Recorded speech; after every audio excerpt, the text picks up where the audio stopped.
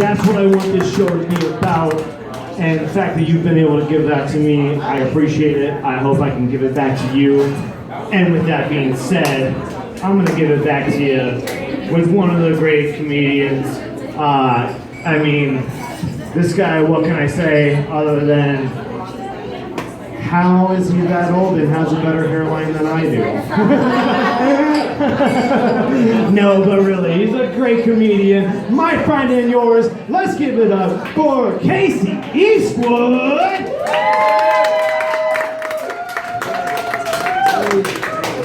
Oh, what a pleasure to be here tonight.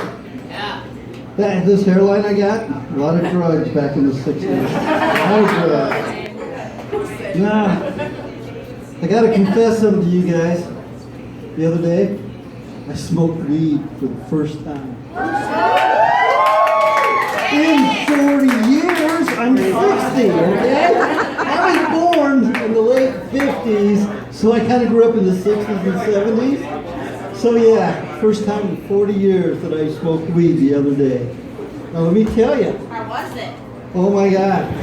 I'll tell you what. You tell me. Weed in the last 40 years is elevated to a new high.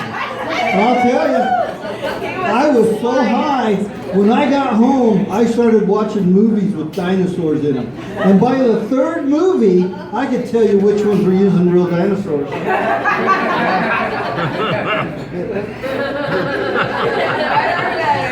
Yeah, Jurassic Park, no.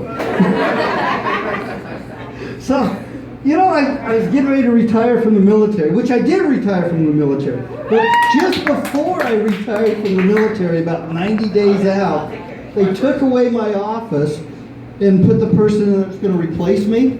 So they stuck me in the supply closet, got those 2-drawer cabinets, threw a board across it, got me a folding chair, but not just any folding chair. They got me the padded folding chair. That's our government right there for us, okay? They're working hard.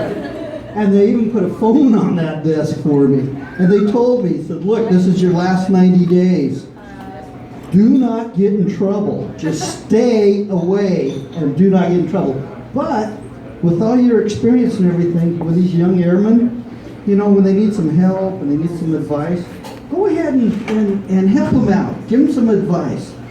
Well, I had a young airman come up to me and he says, hey, Sergeant, I'm getting married next week. And I'm really nervous. He goes, I don't know what to do on my honeymoon night. And I go, well, this is what you do. On your first night, you just lay there. If you don't know what to do, just lay there, reach over, rub her tummy, and say, I love you. And she'll know what to do. Well, a couple of weeks later go by, I run into that airman. And I go, how'd it go? He goes, well, I did exactly what you said, Sarge. I was rubbing her tummy. I said, I love you. She said lower. I said, I love you.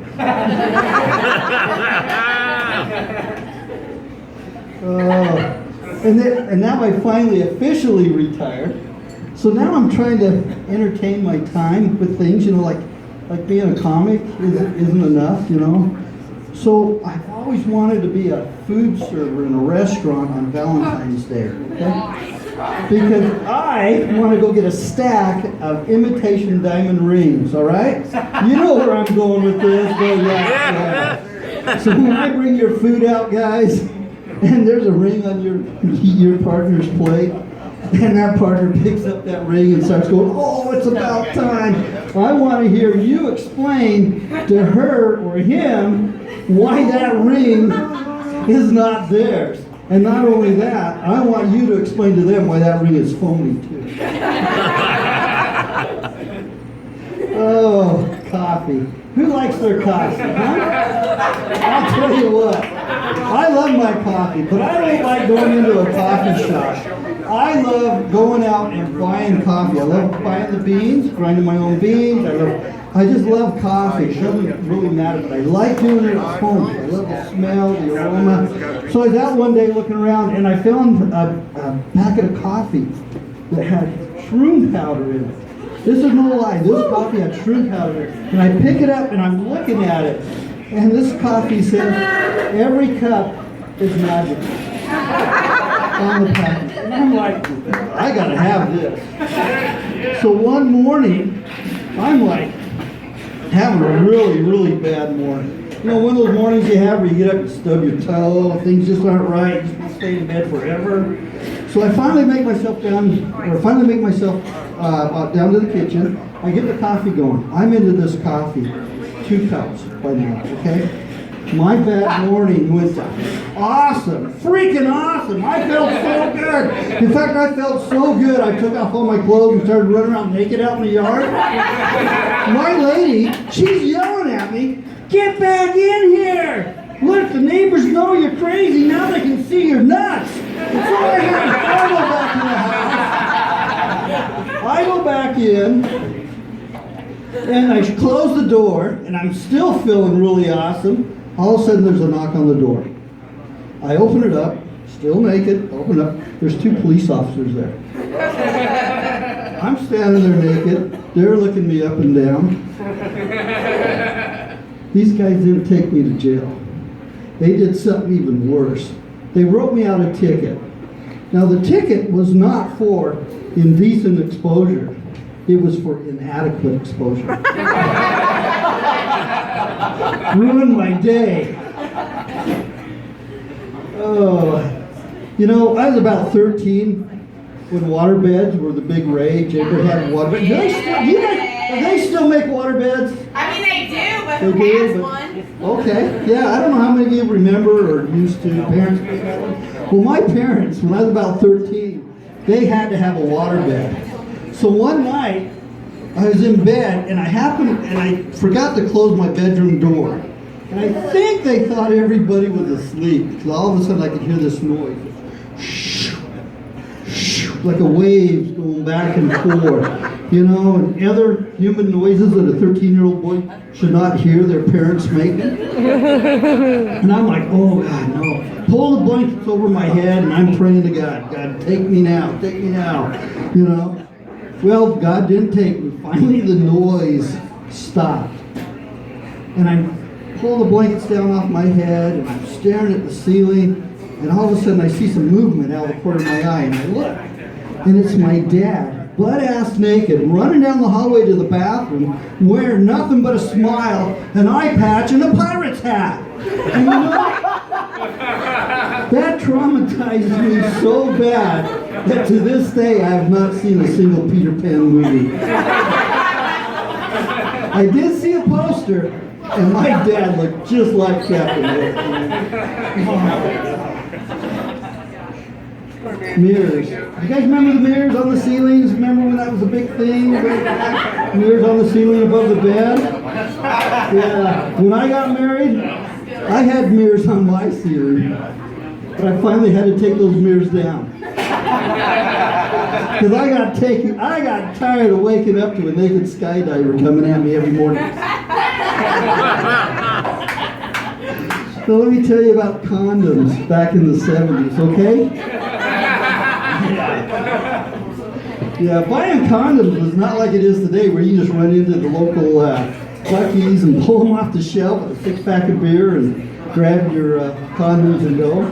No, back in the 70s, condoms, you had to go into a pharmacy and talk to the pharmacist. Now, in sex ed, in high school, they wanted you to think of condoms as the bowl that kept the baby batter in from making babies, okay? Well, I didn't want to make any babies, so I needed to get some condoms. So I go into the pharmacy, I talk to the pharmacist, and I say, hey, I need some condoms. He goes, well, what kind do you want? We got dry and we got lube. And back then, those were the only 2 choices you had. And I go, well, I'll take lube. You know, nothing's too good for my lady. So I take the lube. The pharmacist sets the condoms on the counter. And he goes, that will be $4.95 plus tax. Tax? What the hell do I need tax for? I thought they stayed on by themselves. I'm going to let you guys think about that a second, okay? Oh, there you are. Let me tell you. I got you. I was going to save this because when you start talking about wipes and things, true story. And first of all, anybody that sent a care package to anybody that was deployed, I was deployed in Afghanistan, and I appreciate those care packages. And a lot of those care packages had chapstick and wipes. And oh my God, thank you so much for those wipes. I'll tell you. You're welcome. So this tent, I was down in the Kandahar province with you. You guys don't even need to worry about that. So anyway, in our tent, we got a few care packages, and they were full of the wipes, and we were stacking them up so we could just grab a wipe and go do our business out in the outhouses and stuff. Well, I kept grabbing this one packet of wipes. And after about 3 days, my butt started to hurt. It chapped. Finally, I look at what wipes I had. I had the disinfected ones with the alcohol. I tried. I chapped my butt so bad. Well, let me tell you, after that, the guys in the tent were going, "Where's all the chapstick gone?" True story. Hey everybody, it's been a pleasure here. Let's give it up for our host. Thank you so much. My name's Casey.